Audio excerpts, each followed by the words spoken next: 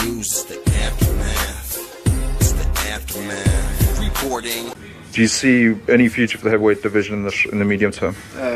I actually do. I think we just saw the future of the heavyweight division on Saturday in Anthony Joshua, and I know even though it's like embryonic stages. How many pro fights has he got now? Anthony Joshua, it was his first. It was his pro. That was his pro debut.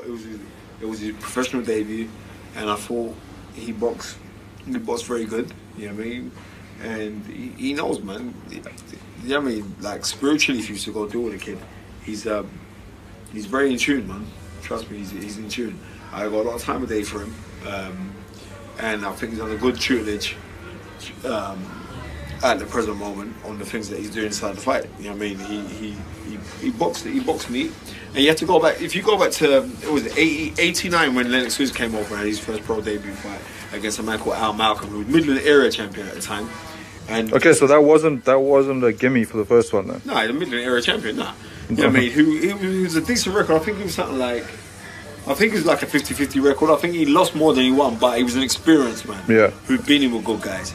And, you know... It's the type of opponent that you would learn from. Yeah. Well, but, you know... in the 15 seconds or whatever. Yeah, well, no, Lennox was blacked him in 2 rounds. Okay, 2 rounds. You know what I mean? But it was a brutal stoppage how Lennox done him. But if you look at that, Audley Harrison, when he made his pro debut in 2001 against Mike Middleton, you know what I mean? I think that was at Wembley. That was like a roadblock.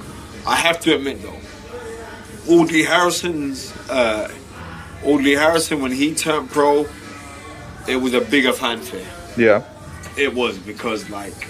Do you think that ultimately could be a bad thing for... I think it was a bad thing for Audley Harrison, because look what he's done, you know what I mean, if you look suffice from his career onwards, he didn't fulfill his expectations. Yeah. But I think for the mere fact of you becoming an Olympic champion, a European champion of a professional fight, I think you accomplished a lot, but there was so much expectation on you. You had that big £1 million contract deal with BBC, do you know what I mean, which was amazing because you did bring boxing back to terrestrial television. And because, you know what I mean, this is what happens when Manchester United, I'm meant to play Arsenal, the top player at Arsenal could be ill, but Manchester United are still going to play Arsenal. Yeah. You know what I mean? With boxing, if we made a big fight now, for instance, you know, say we had, I don't know, Oscar De La Hoya Floyd Mayweather, and something was to happen to Mayweather prior to the fight, then the whole fight's cancelled because it's built on these two immense names. Sure. Do you know what I mean? Sure. So there is a lot of pressure. Even if, like, say, a more recent example where that did happen was where the guy decided not to pull out, having pulled out before, was David Hay with his foot. Yeah, exactly. You know what I mean? You know what I mean? But, you know, he didn't pull out. Do you know what I mean? And you know what I mean? Bottom line, David Hayes did injure his toe. Yeah. But...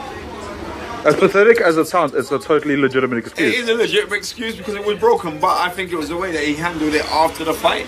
Because he said, "Oh, my toe was done," or you know what I mean, it was hurt, and not only that, but there was so. And it was on Twitter within 12 minutes, and you know. Yeah. I mean, there was so much expectations of David Hay, and they thought like he failed at the last hurdle, the last expectations that he was paramount to building. He was paramount in building them up, but we can't knock David Hay because he's still been an incredible ambassador for the sport. You know what I mean, especially British boxing.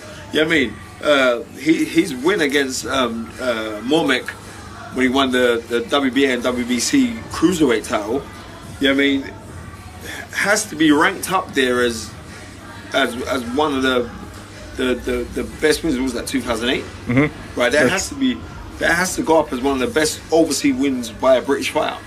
Has to be. Yeah. You know what I mean? So you know, he has to be given his credit. But you know, back to Anthony Joshua. Anthony Joshua, under the tutelage of Tony Sims, who I have a lot of respect for this reason. It's because like he's a man who is embedded in historical fights, especially fights of the 50s, and I think that's kind of good because I have been on to Anthony Joshua on many occasions, and like we speak regular, and I send him loads and say, let's watch Sonny Liston, man. Watch Sonny Liston, Cleveland Williams. You know what I mean? Watch Sonny Liston, Eddie Machin, which is an excellent fight because Eddie Machin was still fresh around about that time. I mean, that was 56 or something. So watch those guys. You know what I mean? Because he's got a fantastic build. You know what I mean? And he is, or he does remind me of a more rhythmic Frank Bruno. Yeah. Because if you watch Frank Bruno back in the amateurs, like when he won ABA titles and that, he was only 18. Frank Bruno was very rhythmic, had good balance, had good lateral movement and stuff. But they slowed him down to consume energy, build him up to become a powerhouse puncher, and stuff like that. But At that expensive fluidity and. yeah, exactly.